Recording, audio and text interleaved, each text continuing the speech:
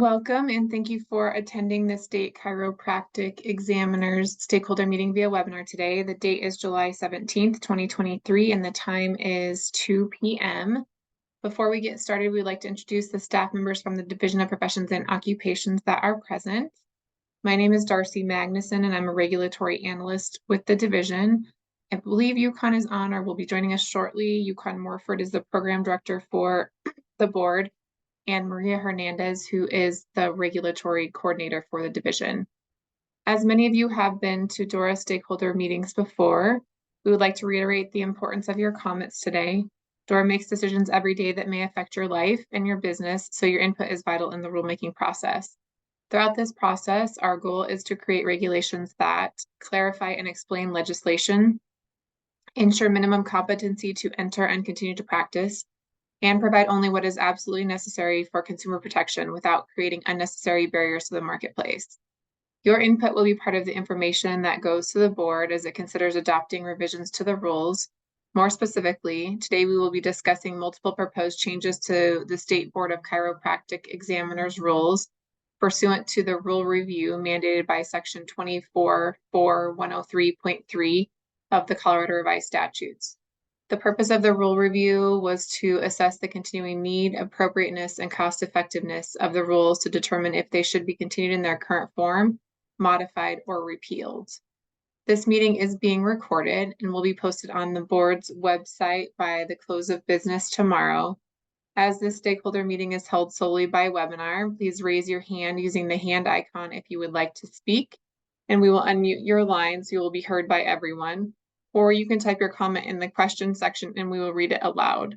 Before we start taking comments, we ask that anyone providing comments please state your name and the name of the organization that you represent, if any. Feel free to provide either general comments on the rule changes or specific comments on the proposed language. And please limit your comments to no more than 3 to 5 minutes and try not to repeat something that was already said. Stating you're in full agreement with someone else works just fine and will be noted. If you are using the audio through your computer, please remember to put any phones on vibrate or turn them off. And whether you are using computer or phone audio, try to keep background noises to a minimum when speaking. And just as a heads up, so the draft rules that we're going to be looking at today are posted on the board's website under the Public Notices tab.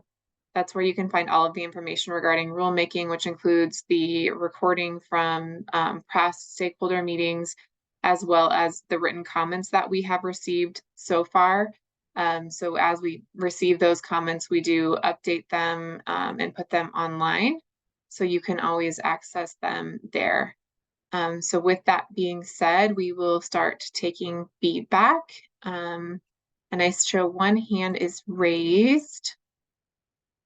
Let me just, and it's Erica Aiden. I'm not sure if that was for the sound, but looks like it was lowered. Okay. And because there are so many, it's 33 pages of rules, I think the scrolling can be distracting. So like I said, the rules are available on the board's website if you want to look at them there at your own pace. Otherwise, I'll just hold off and wait to see if anyone wants to provide comments either by raising your hand or using the Q&A. Carrie Hershey, I have unmuted you.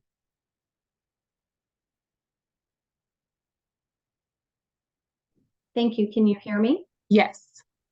Okay, thank you very much. This is Carrie Hershey. I'm appearing today on behalf of the Colorado Chiropractic Association. I will apologize in advance. I am unfortunately working from home due to being positive for COVID, and so you may hear my dogs in the background, and I will just apologize profusely for that if it happens. The CCA has reviewed the updated rules posted on the board's website and appreciates many of the changes that the board is making. It continues to have concerns about some specific rules as outlined in our prior correspondence and at the last stakeholder meeting, including rules 12, 13, rule 15, rule clarifications regarding recognition of accredited schools, Rule 22 regarding record keeping requirements, and the general comments that were previously made. So we won't re-articulate here the information that's been included in our prior correspondence as well as our prior comments to the board, but would like to just highlight a couple of key issues that we are unclear about why changes were not made. In particular, the comment on Rule 12, there was some concern about conflicting regulatory provisions with the new transparency laws that have come into play. And there was some commentary previously that the board seemed to agree that there was not a need, and in particular for the item that's on the screen now at section 6, the advertising of free or discounted x-ray services. It remains unclear why that is there, but it does certainly conflict with other requirements that costs of services be provided to consumers in advance of services. And so we would again ask that that be considered. With respect to Rule 13, there is significant internal Carrie, inconsistency. sorry, it's Darcy. I'm gonna just interrupt you really quickly. Sure. So at the meeting in May, the board agreed with striking 5 and leaving 6 and adding them into 7, including but not limited to, with including but not limited to language. What is CCA I mean, I hear what you're saying about that. Are you recommending to strike subsection 6, or what are you asking the board to do specifically? Yeah, so specifically a prohibition that specifically prohibits advertising free or discounted x-ray services conflicts with the requirement that providers publish the cost of services they may order, services that they may provide. And it conflicts with corresponding rules regarding in Rule 13, where the board requires that any free or discounted services be identified with specificity. So for example, if a provider wants to advertise a promotional price for an initial evaluation, that may or may not include x-rays, but the rules require that the provider identify with specificity what may be included in that cost, and that might include x-rays. So an express prohibition on advertising discounted x-ray services conflicts with the requirement that a provider tell a patient what's included or what may be offered with a free or discounted service. That's the conflict. You can't comply with both rules. Does Okay. that make sense? Yeah, so what do you want the board to do? Leave the language or? Strike the language at 6. I appreciate combining 5 with 7, and I think that makes sense.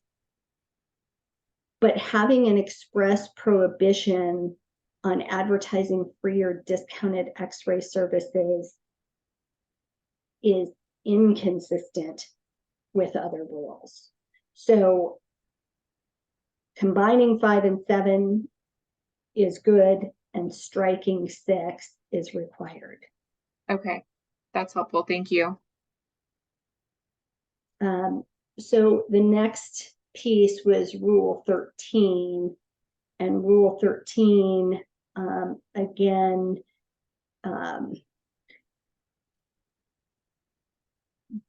it looks like the board has agreed with removing the added section regarding D. Is that correct?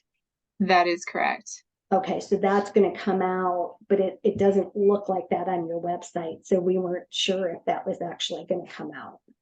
Correct, yeah. Okay, so that does help with the concern that we had there. And if you just bear with me, I'm trying to get to the section that we had a concern about. So we appreciate that the new language at D is coming out. We still have continued concern about the internal inconsistency in the language, because the language as it's drafted, and this has been a problem, frankly, with doctor compliance and doctor understanding of compliance over time. Specifically, there is conflating advertised discounted services with a prepaid treatment plan at section 13A2. So it requires a signed written prepaid treatment contract in advance of a discounted service, but you wouldn't have a prepaid treatment plan until you've done an evaluation. So it creates an impossibility. So I think most people understand that to mean that you can do a discounted evaluation, and then if you're going to recommend a prepaid plan, that must be in writing. And that would certainly be okay, but that's not how the language reads. Additionally, the language is confusing because it now includes prohibitions related to third-party payers, which puts a burden on chiropractors that other providers don't have. In addition, the requirements at section 13C and D internally conflict. They seem to suggest that there is a prohibition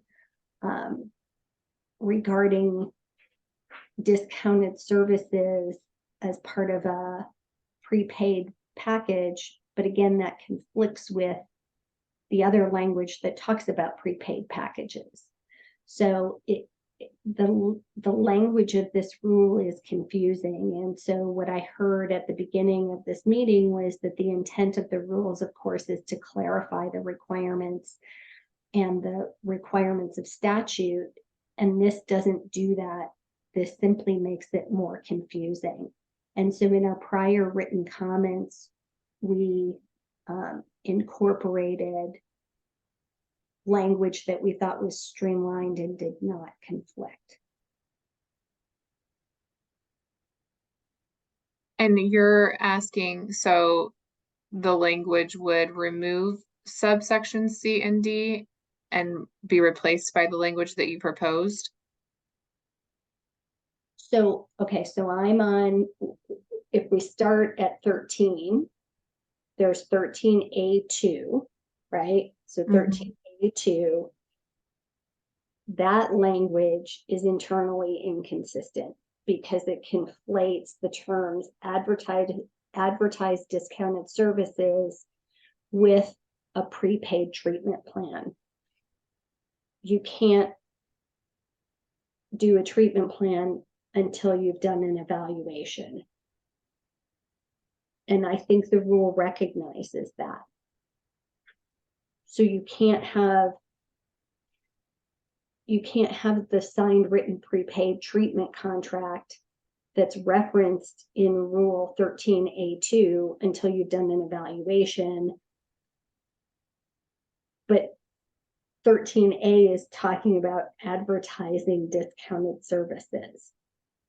So it's not a matter of just changing some words. It's looking at the structure of the entire Rule 13 because it's confusing to doctors and does not provide guidance that is clear. And so we have proposed language that is clear, it is streamlined and easy to follow, and it isn't internally inconsistent.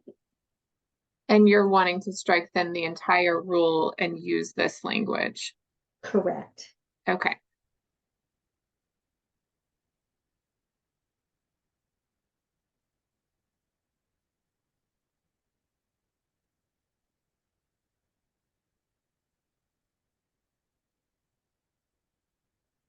Okay. And then the next rule was Rule 15. Right there, yep, you're there. And the CCA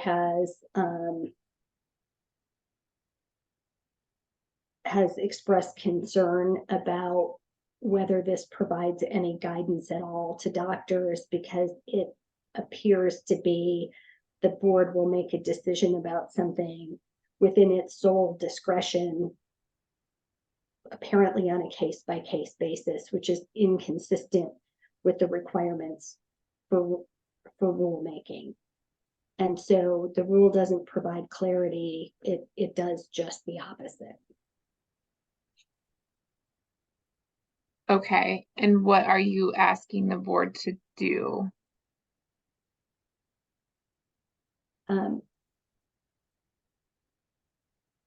And this is in B3 or So again, this is a rule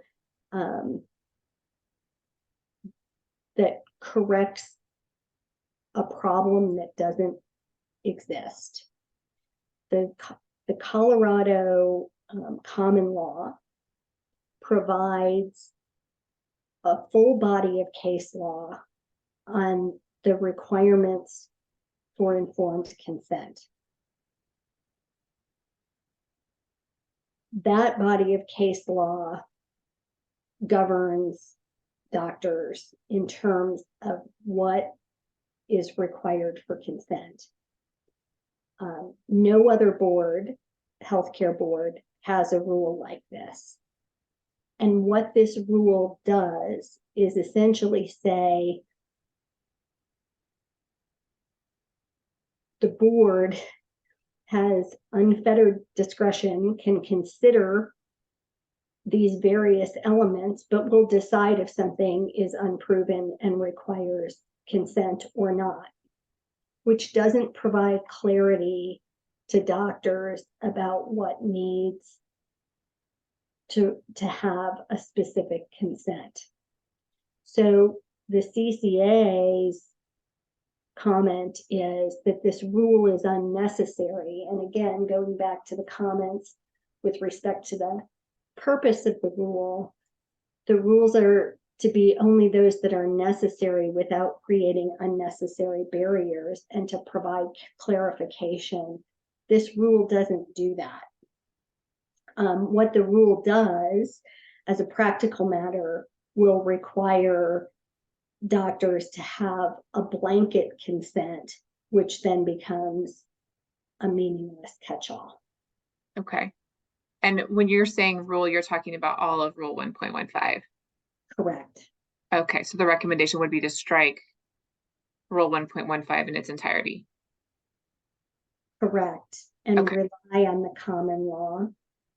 But at a minimum, if the board is going to keep the rule in place because we recognize the rule is in place, it should not add the proposed language at subsection B3A.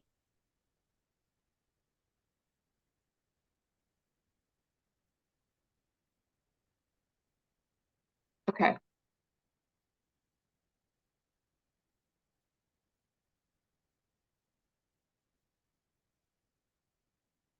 Okay. I think I captured that.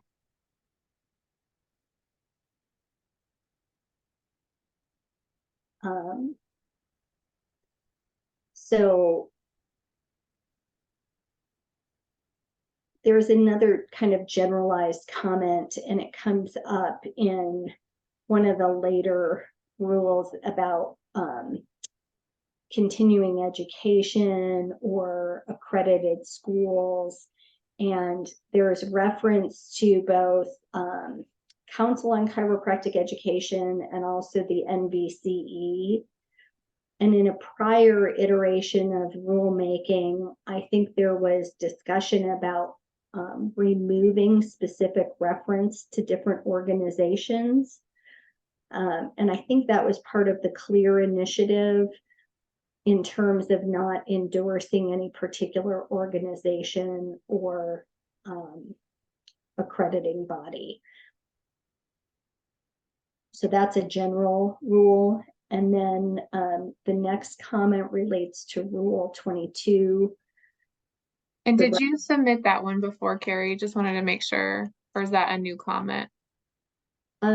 We did submit that one before. Okay. But there is now a new, there was new added language in the rule specifically about, I think, NBCE related to, I think it was the acupuncture testing, but I would have, yeah, it's at Rule 17A2. And the CCA doesn't necessarily have any specific concern. It's just inconsistent with the prior changes that were made to the rules. I think of all the boards consistent with the CLEAR initiative to take out specific reference to organizations. So not only at Rule 17, but I also think there was the whole reference to Council on Chiropractic Education.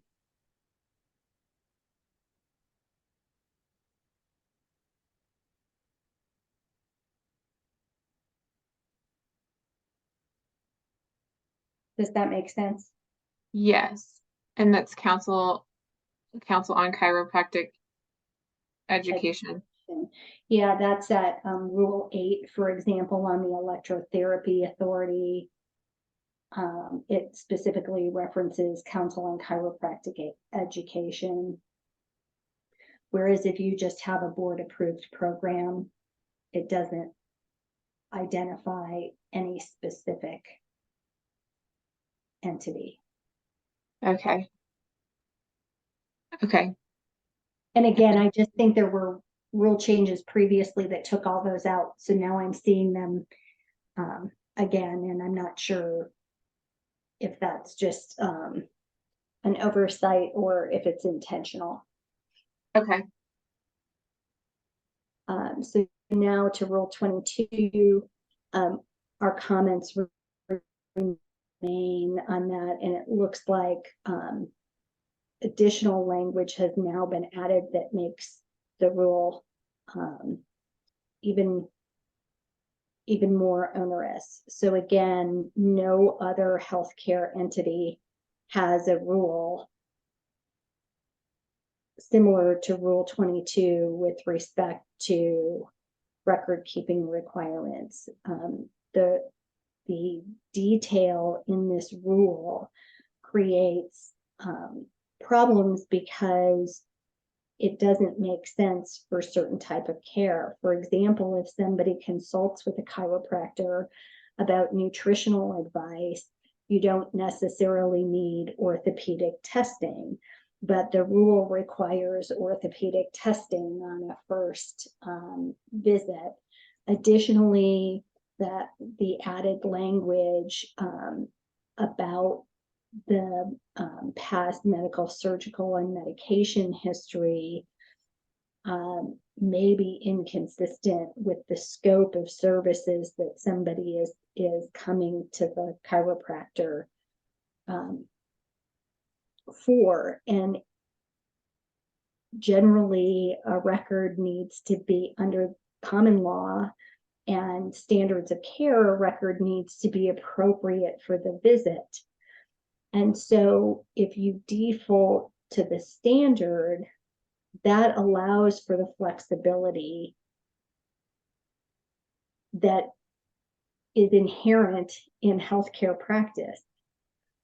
Rule 22 does not allow for that flexibility. It requires documentation of various things that may or may not be relevant to a patient's visit and creates an unnecessary requirement on doctors of chiropractic as opposed to their counterparts in other areas of the health fields. Okay. And so the recommendation from CCA is to strike the rule, or either strike the rule or say that, you know, record keeping needs to be consistent with what is reasonable and appropriate to the visit, as opposed to being so detailed and specific as to not apply to certain types of visits. okay. Is that, well, just let me 1 second, Carrie, before, I don't know if you have anything else, but Suzanne Hamilton wrote, where can this updated annotated draft be found online? The scrolling back and forth makes it difficult to determine whether some comments have been accepted or recommended for adoption. And Suzanne, you can find it online on the board's website under the public notices tab. If you can't locate it, you can always shoot us an email at the rulemaking inbox and I can send you a link to it. But it's on the website. And then after the meeting today, I'll post this version that I'm working on right now online, so you'll be able to see that. Did you have anything else, Carrie? No, I think those were all of our comments. Let me just really quick make sure. 22, we did have a comment on page, I think it was from, it's currently page 26, rule 37.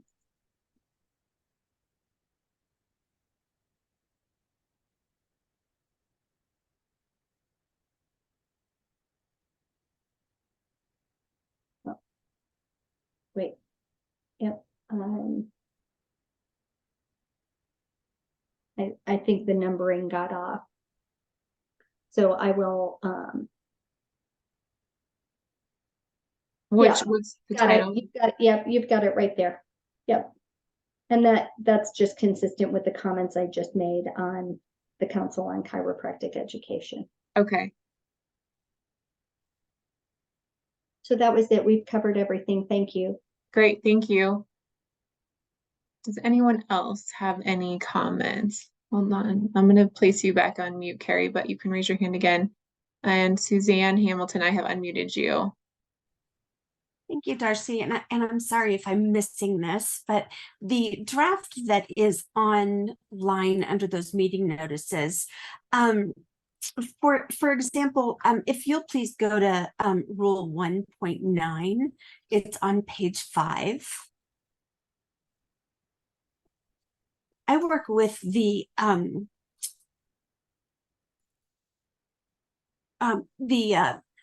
osteopathic physicians, and the change in the scope of practice on is it 1.9, 1.7 A1 allows for the treatment of cancer in conjunction with allopathic medicine, but does not include osteopathic medicine.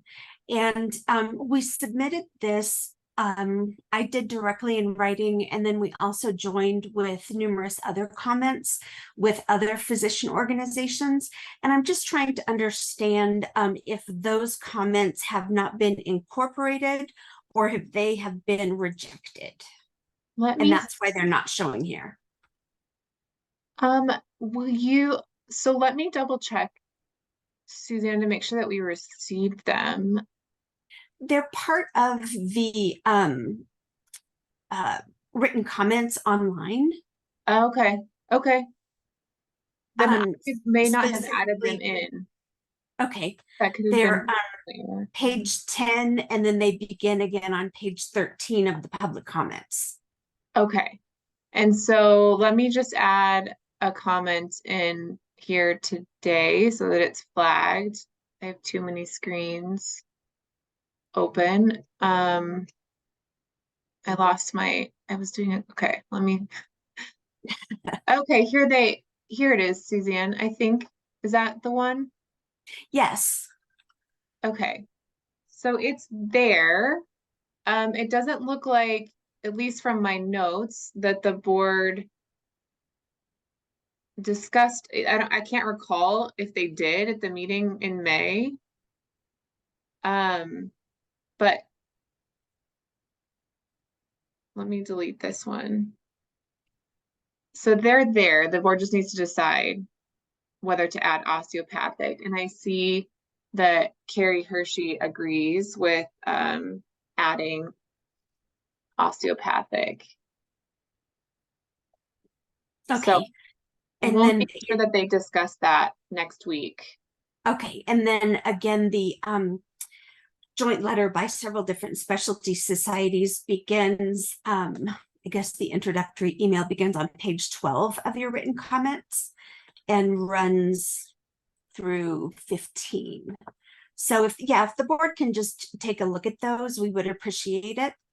Okay. And if we can kind of have some ideas to where they're going, or what your recommendations are, that would be helpful. Okay.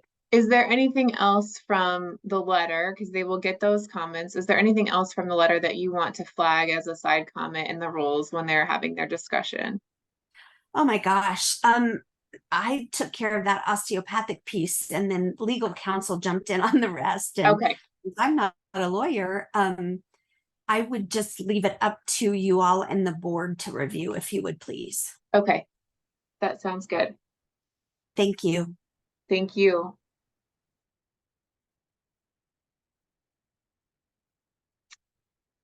And the board will also, so this conversation is good to have right now, because it is being recorded, and the board will get this recording as well. So in addition to the written comments and the draft rules, they will get all of the information. Any other feedback regarding the proposed changes before this goes back to the board?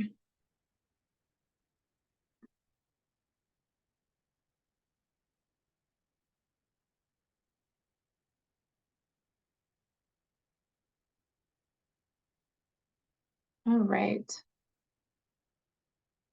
I'm not seeing anyone else. And so I'm going to go ahead and wrap up.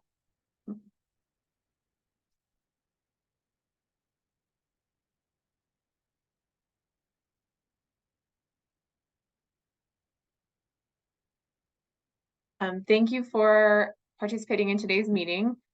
As part of this collaborative process, all comments and program recommendations will be provided to the board for review at the board's next board meeting, which is on July 27th. The board will have a discussion during its meeting regarding the proposed changes and the stakeholder feedback that has been received. And then after that, the rulemaking hearing is scheduled for September 21st, 2023. And that will conclude our stakeholder meeting for today. And we appreciate you being here and providing feedback.